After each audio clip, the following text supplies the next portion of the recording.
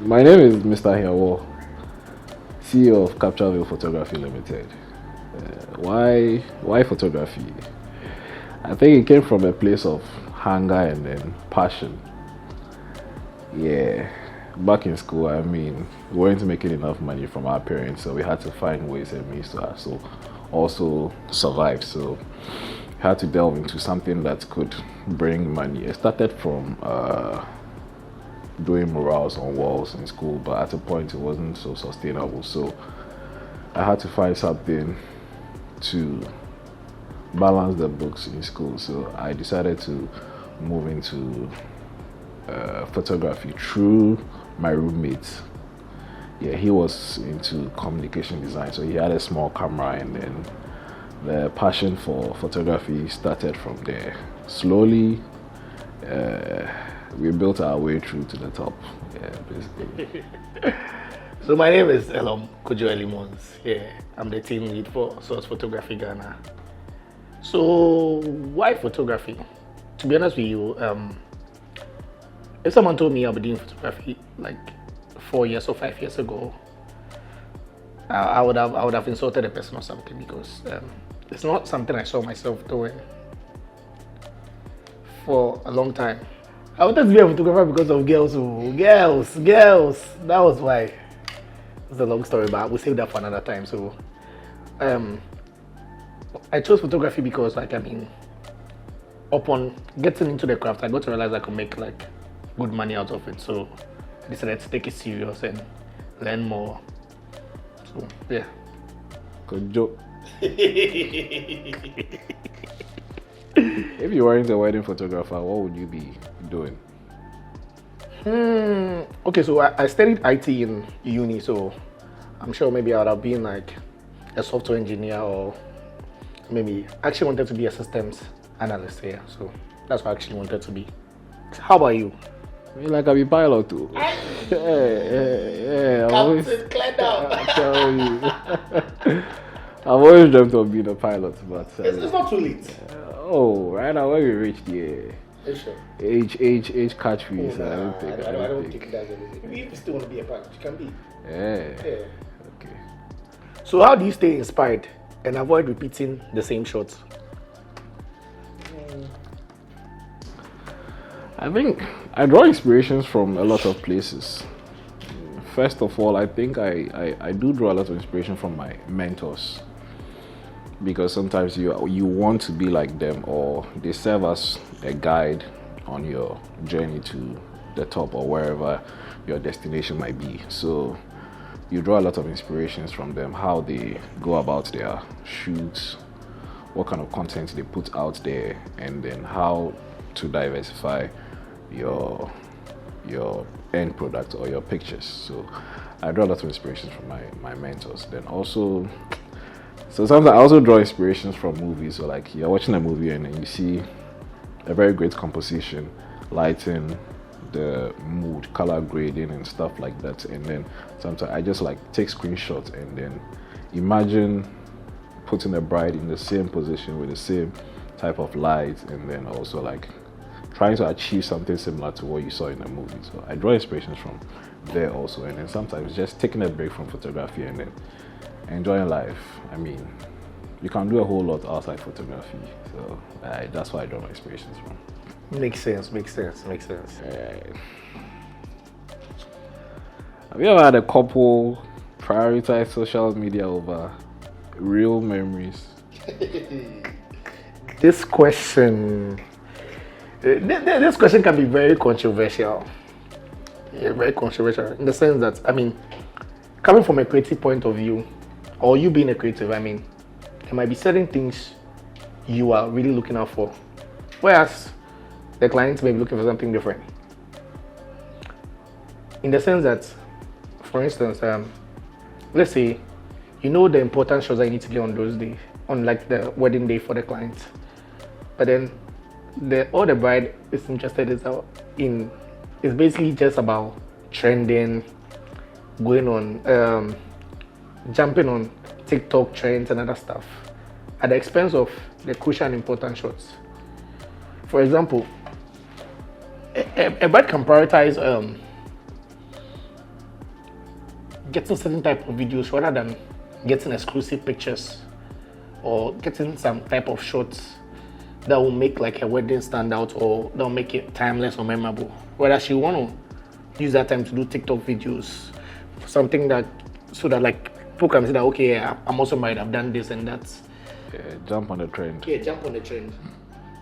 Sometimes in my professional capacity or my professional experience, I don't think that's the best because I mean we as creative, we are interested in giving you timeless memories, okay? Not just something that will just fade away after a trend. So we are looking at longevity here, not just real memories over the trend. So sometimes it can be funny, but at the end of the day, the client is always right. So I try to like have a balance. Okay, do what they want and also do what we want. So that at the end of the day, everybody's happy. Yeah. Can I ask a question? So, what if somebody books you because they want you to post them? How do you go about that? If you book me and then you want me to post you, there may be some contractual terms where maybe like you are paying a fee for me to like actually put you out there. So I don't think that anything will stop me from actually putting that content out because now you paid me to be able to put your pictures on my Instagram. So you gotten somebody like that to pay you? somebody to pay you because No, we don't. That is why we don't charge. So at the end of the day, it's what we want to put out that we put out. We don't charge for it.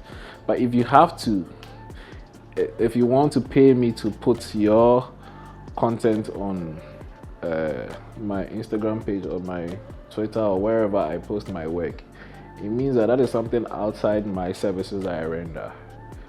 But because I am under financial terms and agreements with you, I'm being obliged to post. That's for that one. Then I mean, so with that, obviously maybe okay, Capture, you're going to post 10 of my pictures. Maybe I don't post it. Maybe I just post one, or I usually just post 3 or 4.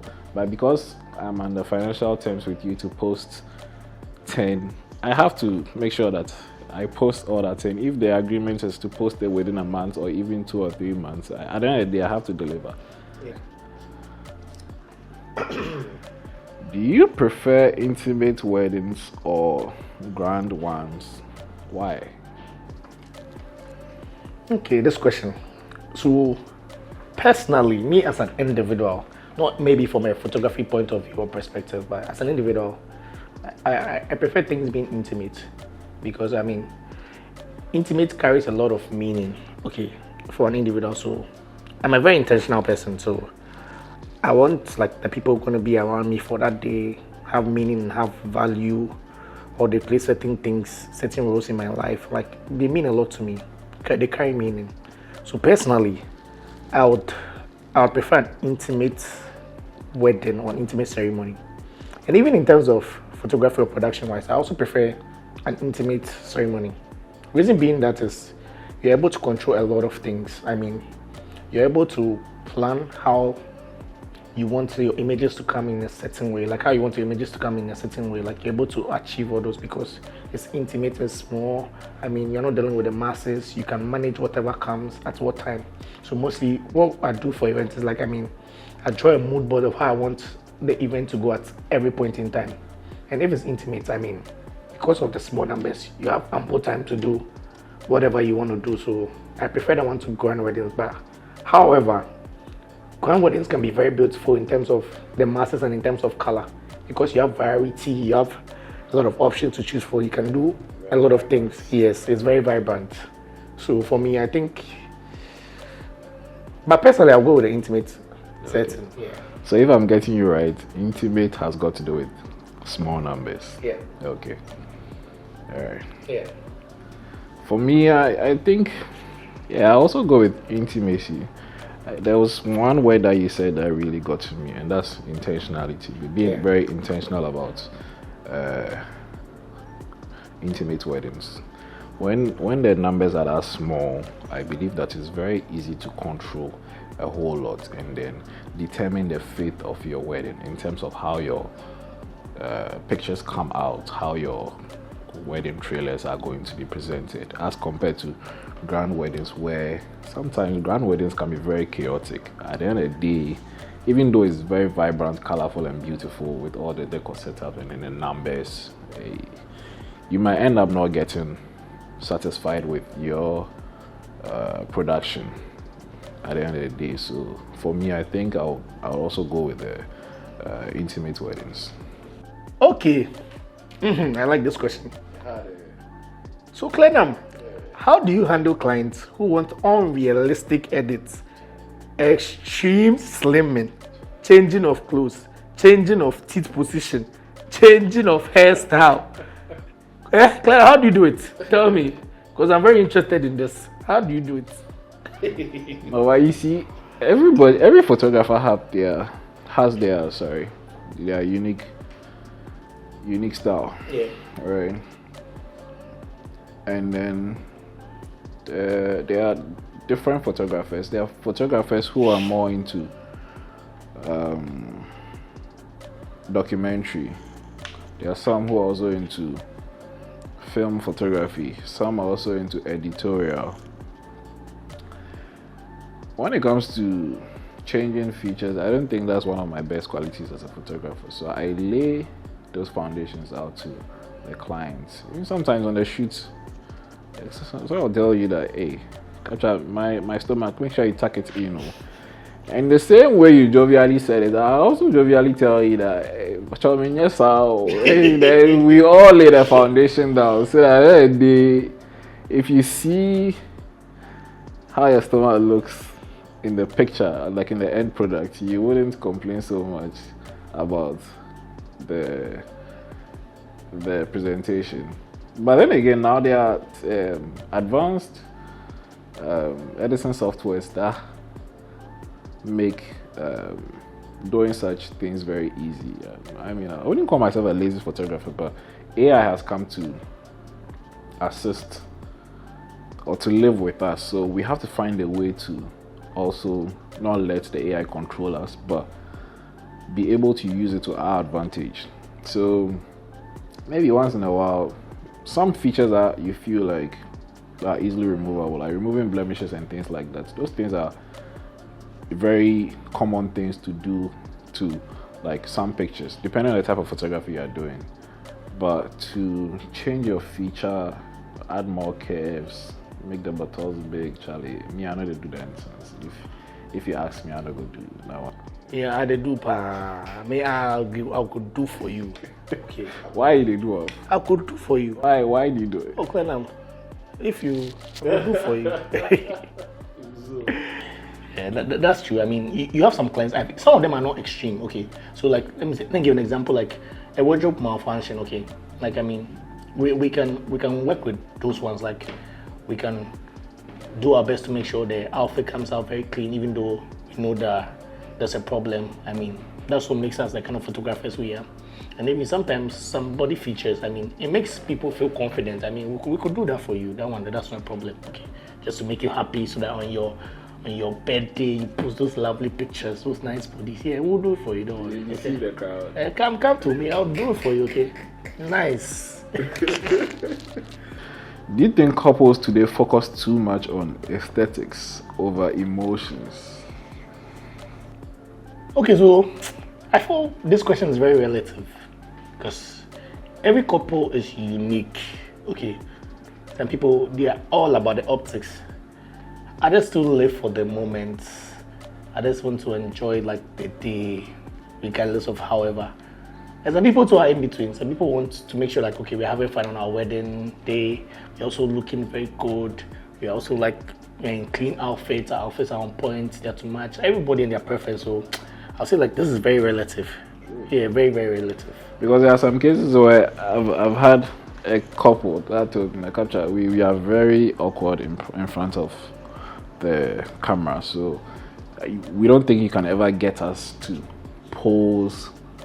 Then you know that, okay, this type of couple, the editorial kind of wedding is not going to apply here. So basically you have to switch to documentary style, where like you have to be very attentive to capture every single moment from their union or ceremony, because now maybe you're not going to get exclusives to put out there, so your exclusives are now going to be like the small reactions that comes out their conversations, and then whatever they are doing, that basically becomes like the exclusivity of their pictures. So like you said, it's relative. Some people are very intentional, and those people, they are very fixated on aesthetics. Even if they come and they realize that a part of the decor is not looking how they want it to look, they will complain about it and then make sure that it's done, and then done really well.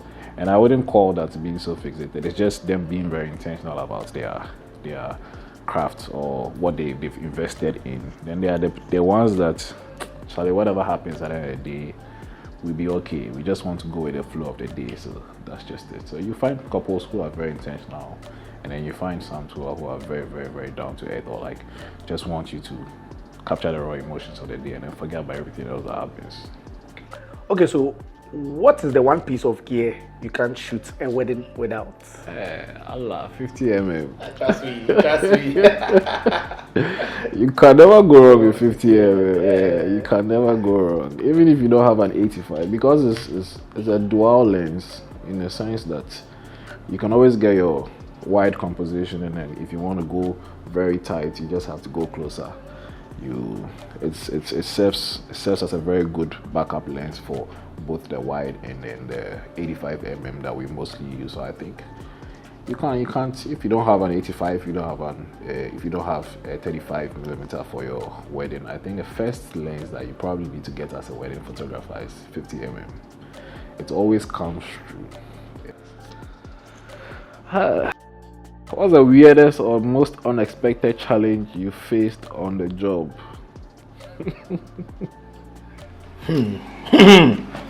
So one time,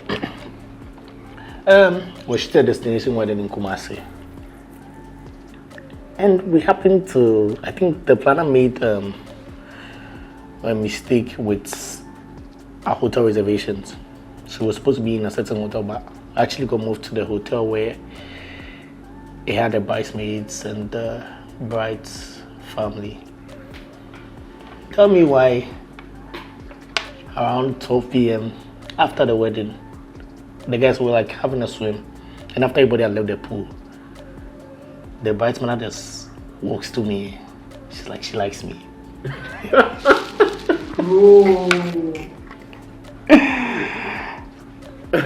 Right, manner. Bro. Bride name, mommy. Clear now. Clem, the woman is very beautiful. Like she's Jamaican, so she's taking care of her body. She's nice. I'm like, why? Why, mommy? Why? Innocent boy like me. Mommy, why? Mommy, why? And you know the funny thing, like we had a nice relationship during the wedding. Like mommy, she calls me bestie. Like we had like a nice time during the wedding. Like we took nice pictures of her. And you know she had this group of friends. They went there gilly.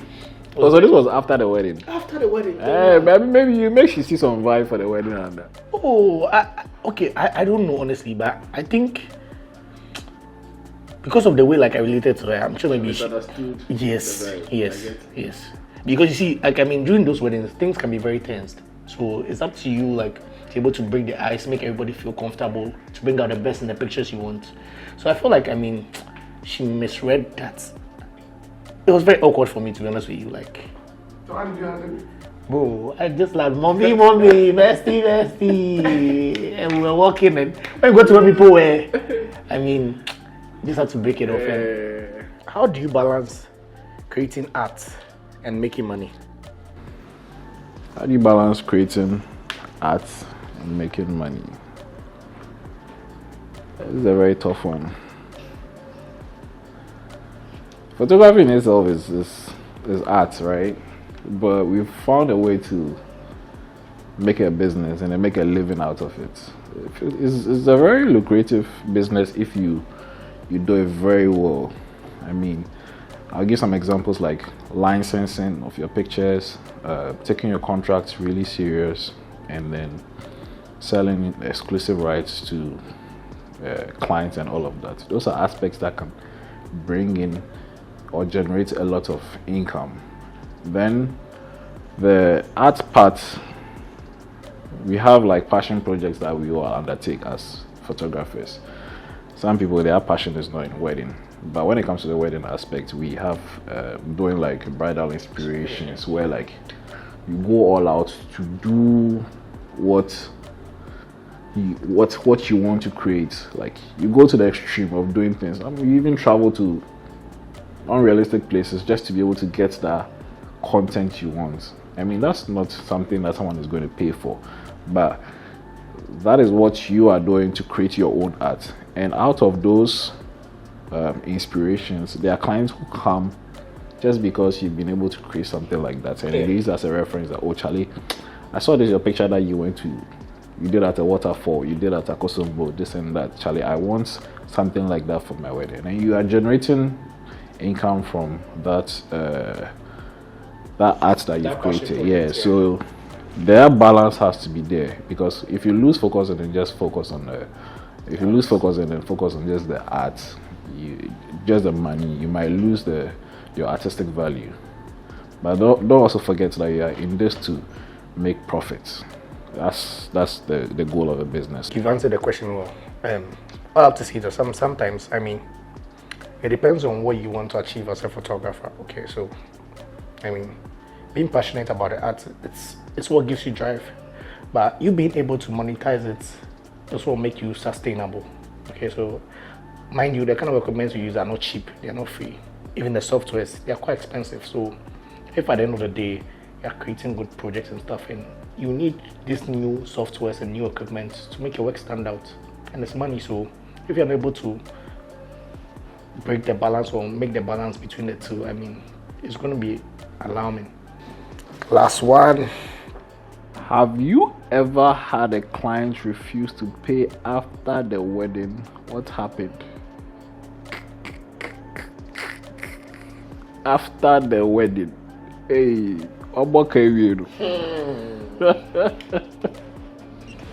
If you're a photographer, take all your money, I beg you, before the wedding. That's all I have to say. But you see, on a serious note, right? Putting photography aside, the human brain works in such a funny way sometimes, in the sense that you, even in our Ghanaian community, you give out a loan to somebody when they were very desperate and need that loan, right? But the moment they've been able to take care of whatever problem they had, paying back becomes a problem. Government of Ghana safe. Government of Ghana. Our EDC and Stanley haircuts. Government of Ghana safe. Then wedding couple. I beg you, take your money. Okay. Me, I said it. Take your money. And be free. Here, nobody have any problem. You see. But sometimes too, I also get this from some clients. Some clients feel, based on their experiences with some photographers, yes, I mean, they want to do a 50-50 barter. Okay, they want to pay like an amount. When you deliver their pictures and everything, they get their deliverables. They do, but that way, you'd have to go on a contract with them, saying that, okay, the pictures are ready. Yeah, your money has to be ready. What if the client tells you that I want to see the pictures before I pay? Oh, so this is what I do. I patent the pictures. Okay, so I put a preview watermark on the pictures. Do you understand? So okay, copyright. Yeah, copyright. Big one in the picture. And that's how I export the pictures. So once you have them, you say, okay, preview only. Once I get my money, I take them off. We are good to go. So would you encourage the youngins out there who want to pick photography as a profession to delve into it? And what would be your key advice for them starting? I think I have to go back to the drawing board, because it depends on everybody's story. Okay, so Rome wasn't built in a day. I mean, you can't just get to the top from day one. I mean, it takes constant learning, training, going, making mistakes, not just in the craft, but business-wise too, to become like a very good photographer. All the great photographers will tell you like, Rome wasn't built in a day. The day didn't stand up. Even if you can afford good equipment, it will still take time. And in our part of the world, our major challenge is getting funding to start these things, because our dollar rates are always going up, but the price of cameras are literally always the same. So in a camera that will cost the same price in this year, next year won't be the same. And day in, day out, the rates goes up. So it's kind of a challenge to like the upcoming photographer. Okay. But fortunately to you, like in this day, we have like good agencies that are making this a little bit easy for you to become a photographer, like the rentals that rent cameras, modern cameras and stuff to people to go and shoot. So Rome wasn't built in a day. It takes time, constant learning, you get there. That's what I have to say. One more question. Okay. Canon or Sony? It's relative. It's very relative. You know why? Personally, I'll go for Sony. But in Ghana, and if you're running like a large scale, unless maybe you're like a one-man photographer, or if you want to do photography on a large scale or on a wedding scale, like I mean, they're kind of Sony is quite expensive, but definitely worth the investment you make. The reason I'll go for Canon is because, like I mean, in Ghana, Canon is very popular, and if you might need repairs or you might need like peripheral devices to shoot your Canon cameras and stuff, like they're available because it's the most used camera in Ghana.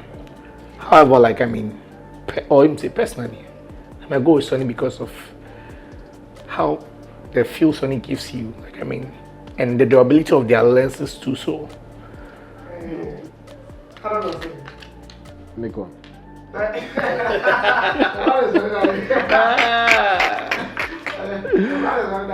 don't go via answer. it will be the Sony straight up.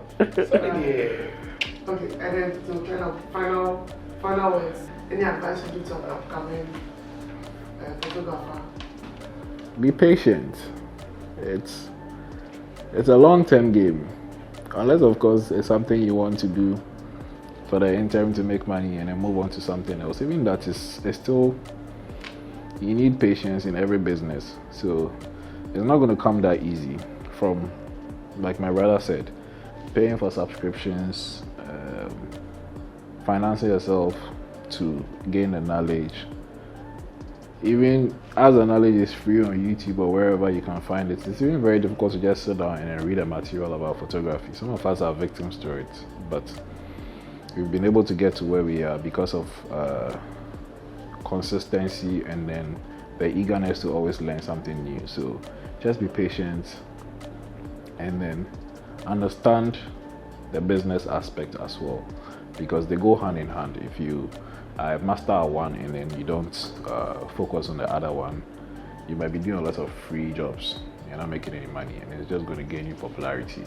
Sometimes the popularity might transcend into money, but in other cases too, you work for a very long time before you make money. So just find the balance between the business and then the art, and then you're good to go.